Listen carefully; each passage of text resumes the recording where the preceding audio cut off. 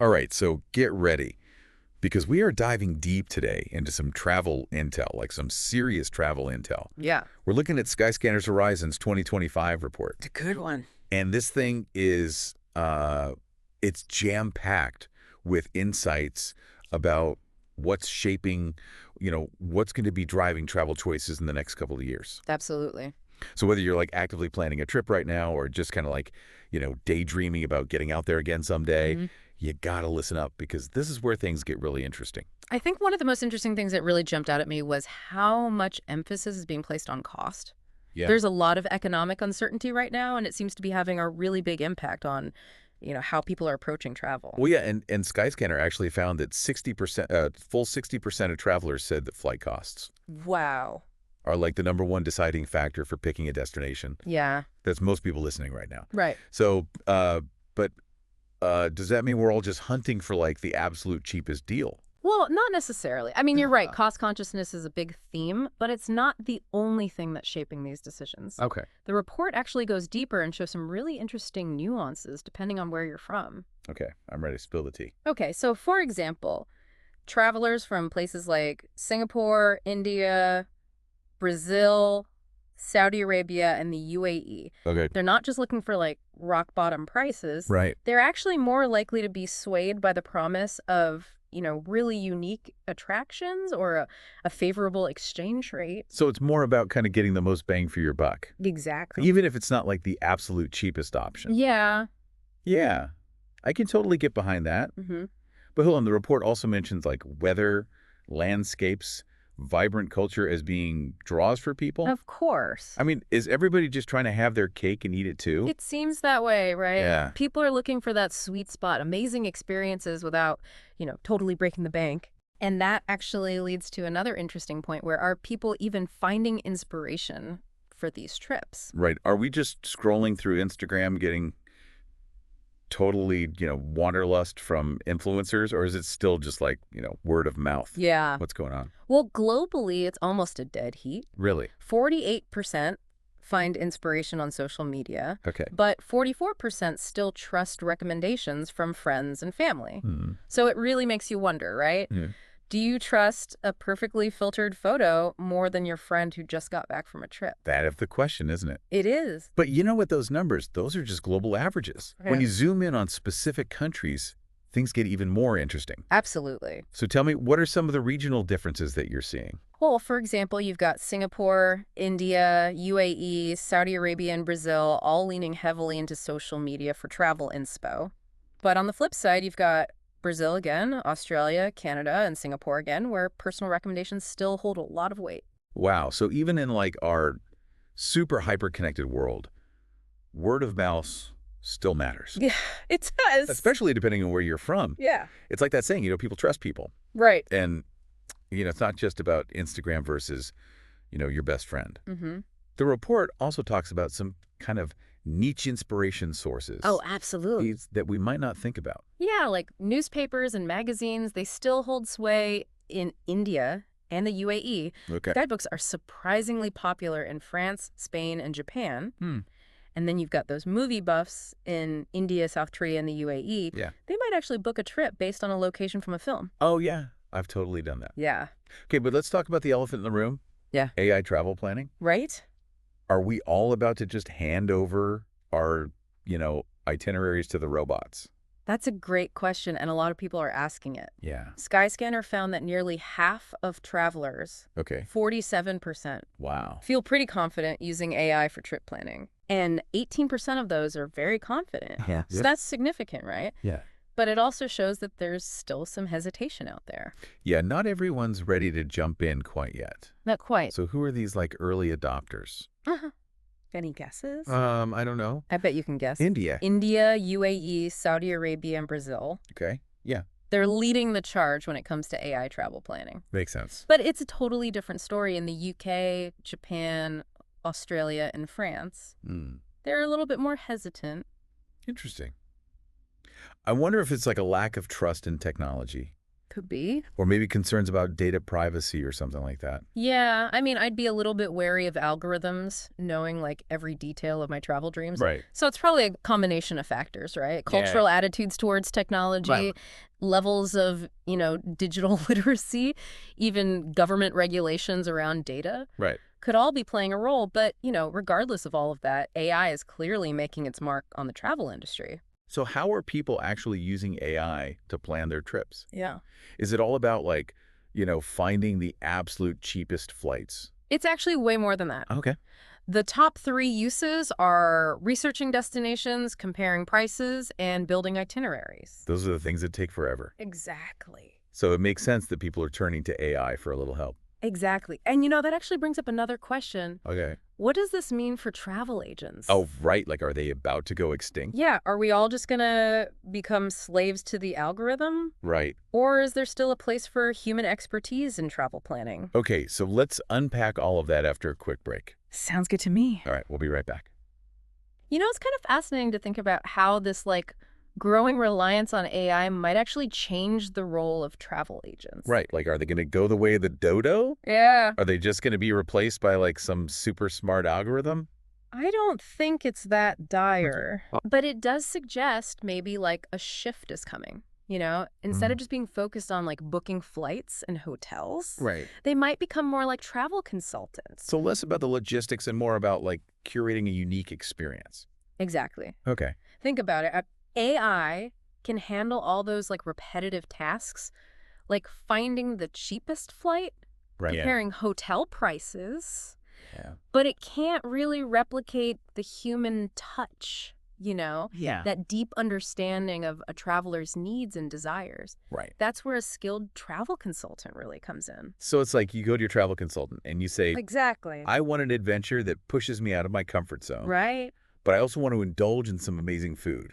Yeah. And they come back with an itinerary that hits all those points. Exactly. They might suggest a small group trekking tour through the Andes Mountains, Okay. where you can challenge yourself physically, connect with local communities, Yeah. and sample some traditional cuisine. Now that sounds amazing. Yeah. But let's be real here. Yeah. Not everyone can afford like a personal travel consultant. Right. What about those of us who are trying to plan those dream trips on a budget?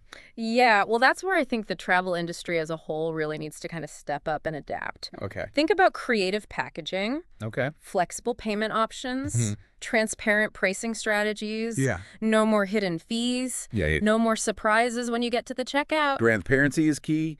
I think people are getting a lot more savvy about travel costs these days. Yeah. They want to know exactly what they're paying for and feel like they're getting good value. Exactly. And speaking of value, remember how we were talking about travelers craving those unique and authentic experiences? Destinations and travel providers, they really need to step up their game Okay. and showcase what makes them special. Okay. Think immersive cultural experiences, Yeah. off the beaten path adventures, Yeah. personalized itineraries that go beyond the typical tourist traps. So it's almost like destinations need to develop their own personal brand. Like, what's their story? Yeah. What makes them stand out? Right. What kind of experience can they offer that you can't get anywhere else? Absolutely. And they need to tell that story effectively. Yeah. Especially on social media. Right. Because like we said earlier, social media is a huge source of travel inspiration these days Huge. Yeah. for a lot of people. Absolutely. Travel businesses need to really embrace, the power of influencer marketing, user-generated content, engaging social media campaigns. Yeah. People want to see real people having real experiences. It's all about authenticity. Right. No more like staged photos or generic marketing slogans. Right. Travelers want to see genuine connection. And they want to feel like they're getting an insider's perspective. Exactly. And, there's another factor that plays into all of this that we haven't really touched on yet. Okay. Over-tourism. Remember the report found that 26% of travelers are considering, venturing to lesser-known destinations? Yeah, and another 26% want to make sure that they're having like a positive impact on the places that they visit. Exactly. It's really encouraging to see this growing awareness of, responsible travel practices. Yeah. But there's also a little bit of a disconnect here. Okay. Only 14% of travelers said that they would consider flying less, Oh, wow. even though the aviation industry has a significant environmental impact. Yeah, it's like we all kind of know that over-tourism is a problem, But we're not necessarily like ready to change our own travel habits just yet. It's a really complex issue. Yeah. We all crave those like far-flung adventures, Yeah. but we also want to protect the planet. Right. So how do we reconcile those two desires? Well, the report did talk about some barriers to exploring those like lesser known destinations, right? Absolutely, safety concerns, Yeah. lack of information about where to go, Mhm. worries about not having enough to do. Those were all cited as reasons why people might hesitate to venture off the beaten path. And those are totally valid concerns. Yeah. So what can the travel industry do to address those concerns Yeah. and make sustainable travel more appealing? Yeah, it really comes down to education and accessibility. Okay. Travel providers need to do a better job of showcasing the incredible experiences that are available Right. in those lesser-known destinations. Yeah. They need to provide resources and information that make these destinations feel safe and accessible. Mm-hmm. And they need to highlight the positive impact that travelers can have by choosing those options. So it's about shifting the narrative. Right. Right. Mm-hmm. Instead of talking about must-see destinations, it becomes about must-experience destinations, Yes. places that offer something unique, authentic, and sustainable. That's it. And, it's not just about the destinations themselves. Right. It's about the entire travel experience. Right. Think about the transportation options that you're offering. Can you promote train travel or cycling or even walking as a more sustainable alternative to flying? Yeah. Can you partner with local communities to develop eco-friendly tours and accommodations?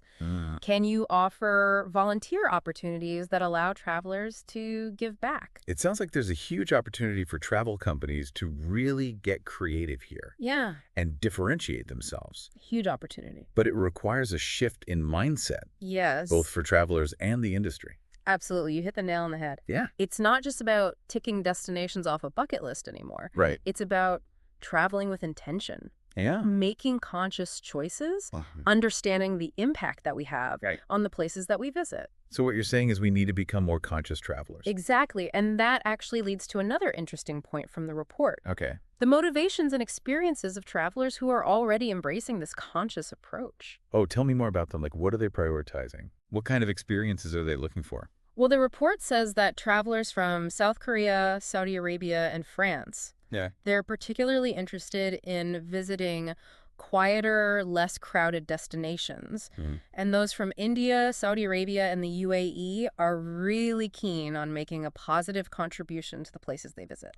That's really inspiring. It is. Like they're leading the way, Yeah. showing the rest of us that it's totally possible to have amazing travel experiences Right. while also being mindful of our impact. Exactly. And remember, traveling responsibly doesn't have to mean sacrificing enjoyment or adventure. Right. In fact, it can lead to more authentic and meaningful travel experiences. Okay, so we've covered a lot of ground here. We have. Cost-conscious travel, the rise of AI, the importance of authenticity and sustainability. Yeah. It's a lot to digest. It is. But, in the midst of all these big picture trends, there's another question that keeps popping up in my mind. Okay. Where are people actually going? Oh, yeah. What are the destinations and experiences that are capturing travelers' imaginations right now? Right. Are we talking hidden gems, emerging trends, Yeah. bucket list destinations, all of it?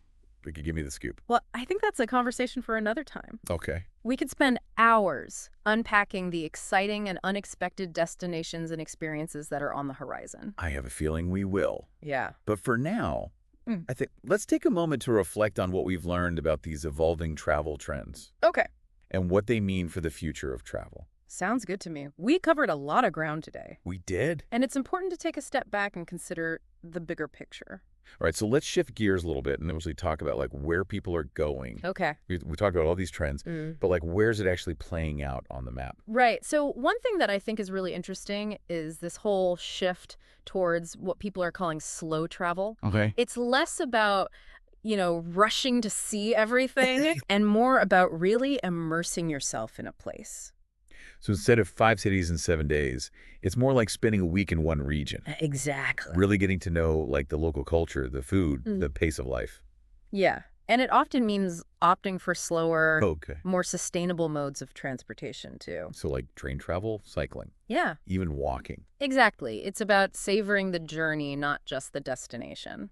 I love that. Okay, I'm sold on the concept, Yeah. but Where are these hotspots for slow travel? Where should people be looking? Yeah. Well, we're seeing a huge surge in interest in rural areas, especially in places like Italy, France, and Portugal. Okay. Think about picturesque villages tucked away in rolling hills, Uh-huh. vineyards offering tastings straight from the source, Okay, yeah. amazing farm-to-table dining experiences that showcase those regional specialties. You had me at vineyards. Yeah, But, it's not just about Europe. right. What of the travelers who are looking for adventure a little further afield? Well, adventure travel is getting a bit of a makeover, too. Okay. It's not just about climbing the highest peak Mm. or whitewater rafting down the most intense rapids anymore. Yeah. People are really looking for adventures that combine that adrenaline rush Uh-huh. with cultural immersion and environmental awareness. So maybe like trekking through the Himalayas Exactly. with local guides, learning about indigenous cultures, or even like participating in wildlife conservation efforts. It's about,